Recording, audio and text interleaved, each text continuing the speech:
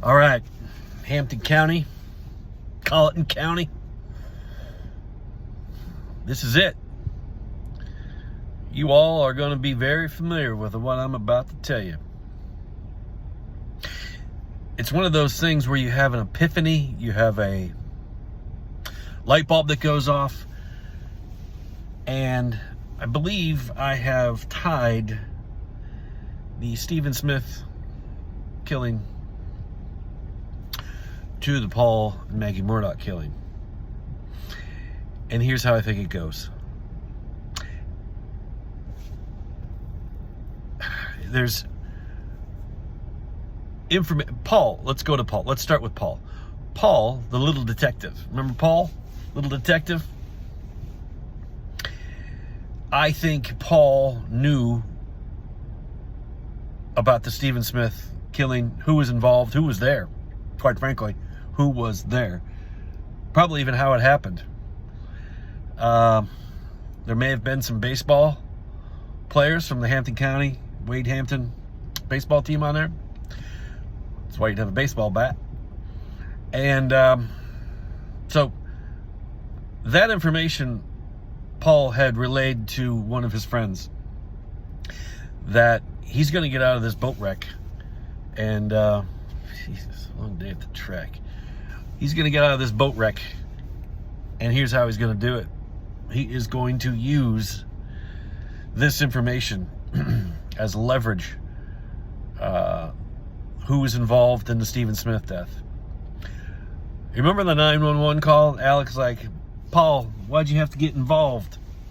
This is what Paul got involved with. He wanted to save his own ass. And that information got back to the people who were at the Stephen Smith death. Now listen, you know, so you're out on the road at 3 o'clock in the morning, you're drunk, July 8th, 2015, and, you know, things got out of hand. I get it. Things got out of hand. Someone said something, somebody smarted off, somebody had a baseball bat, somebody took a swing, maybe they were knocking out mailboxes that night. I bet if I call Hampton or Colleton and talk about mailboxes being hit on July 8th, 2015, they're gonna have some reports. And so he died. Unfortunately, he died. For you guys, he died. You freaked out. I mean, you were 1 year out of high school, and that blows. I get it, but now you take that and you hold on to that. You have a bond with these people. But now that bond's about to get broke by a kid that not many people like. Maybe used him for his land, his guns, his hunting, whatever it was. He's got to go. People will think it's the Mallory thing. People will think a lot of different things. Like the Kennedy assassination. Everybody's pointing a finger at somebody. So, you know, there's a guy that lives on Swamp Cross Road now. Lives about 2.7 miles away from Moselle. And this is how it happened. 2, possibly 3 guys stole the guns. They stole the guns from the family, possibly the weekend before it all happened. They took the truck either from Brunson or from Swamp Cross Road, and they drove it down and they parked it. And they parked it on Swamp Cross Road. And it's about a half a mile from Moselle. So you get out because there's nobody around. If you're on Swamp Cross Road, there's nobody around on either side. Nothing. No one's going to know you're there, and who's going to say anything about a parked truck along the side of the road? Like, it's everywhere in Hampton and Colleton County. You know that. I've been there. I've seen it. They're all over the place. So you parked your car, you got your rifles, and you walk kind of through the woods along the side of the road. Somebody's coming, you just pop into the woods. No one saw you because no one's out there. You walked across Moselle Road, you walked into the woods, and you slowly walked there behind the cabin, and you sat, because you know that there was someone that was going to make sure that Paul was down at those kennels. We all knew, you all knew, that Paul was going to be at those kennels. The guy snapped everybody and texted everybody, and I'm coming back. I got to take care of Rogan's dog, Cash. Okay, so now they're just going to sit and wait like hunters do, sit in the woods. We're just going to wait. We're going to wait for the perfect time, because that's where Paul hangs out. Paul hangs out down there. He does shit down there. He doesn't hang out much at the house. You know that he eats dinner and he goes down there and he feeds the dogs. You know he's going to go down there and take care of Cash. But Maggie's down there. We're not here to kill Maggie. I don't want to kill Maggie. Then Alec comes down. Now you're just sitting there watching the whole damn thing. You're like, Jesus, we got to get out of here. But it's getting dark. You never know what's going to happen. But all of a sudden, Alec gets in his golf cart and leaves.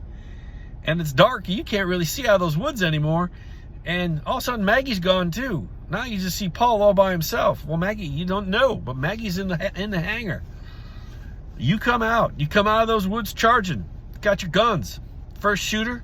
You are about 5'4", maybe 5'6", because that's the angle of the shotgun blast that went 4'7" in Paul's chest.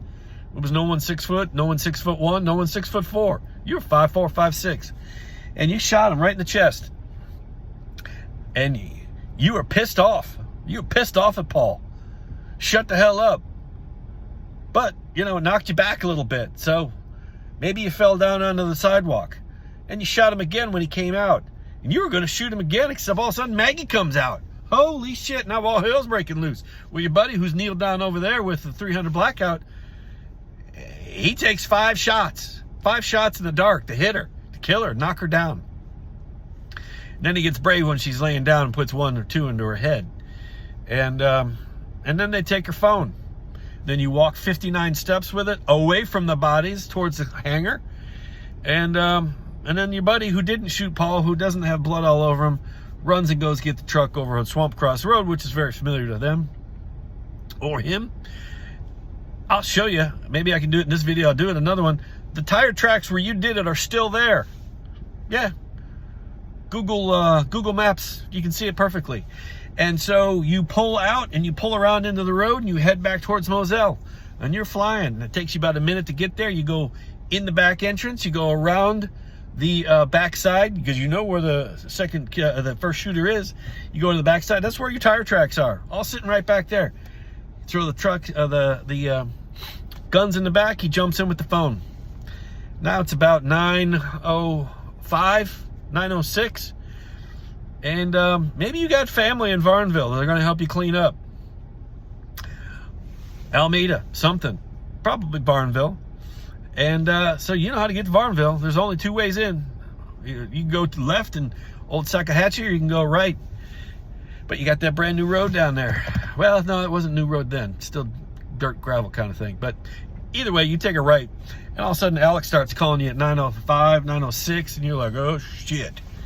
Get rid of the damn phone. 9:06, 30 seconds. You roll the window down, and out it goes, and off to Varnville you go. And damn it, they pinned it on Alec. You're like, oh my God, I can't believe it. Pinned it on Alec.